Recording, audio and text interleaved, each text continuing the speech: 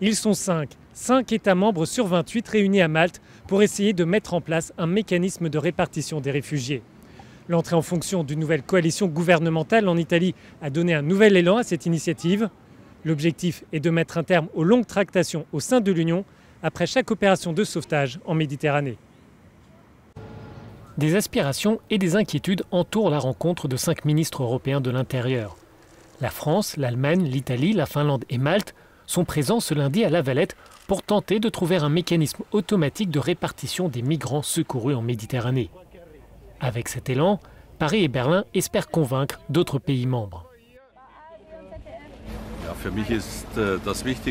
Ce qui est important pour moi est qu'après des années de bataille sur une politique européenne de l'asile, nous puissions un peu avancer.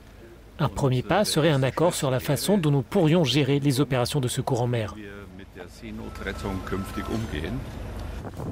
La fermeture des ports italiens, décidée par le gouvernement précédent, avait provoqué des tensions, de même que la criminalisation des ONG, à l'image de l'arrestation de la capitaine allemande du Sea-Watch 3. Mais avec une nouvelle coalition en Italie, il y a plus de place pour le dialogue avec Rome. On peut se demander, mais seulement se demander, pourquoi seulement des pays comme l'Allemagne et la France prennent cette responsabilité. Cela devrait être la responsabilité de l'ensemble de l'Union européenne de participer à la répartition des demandeurs d'asile et des réfugiés.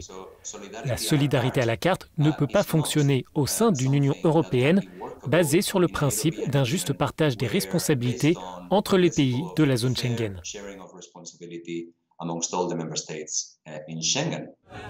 La proposition ne concerne que les cas d'urgence. Il s'agit aussi de renégocier un nouveau règlement européen en matière d'asile et d'accueil des réfugiés. Brexit et interruption volontaire de grossesse, voici en bref le reste de l'actualité européenne. L'industrie automobile européenne lance un avertissement en cas de Brexit sans accord. Dans une déclaration commune publiée ce lundi, 23 patrons évoquent un séisme pour le secteur si le Royaume-Uni devait quitter brutalement l'Union européenne. Ils soulignent que les chaînes de production se font de part et d'autre de la Manche et que l'enjeu n'est pas uniquement britannique.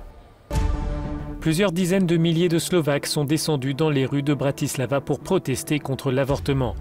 Les manifestants réclament une interdiction de l'IVG dans ce pays très catholique. La loi actuelle autorise l'avortement jusqu'à la 12e semaine de grossesse. Ce rassemblement se déroule à quelques mois des élections législatives.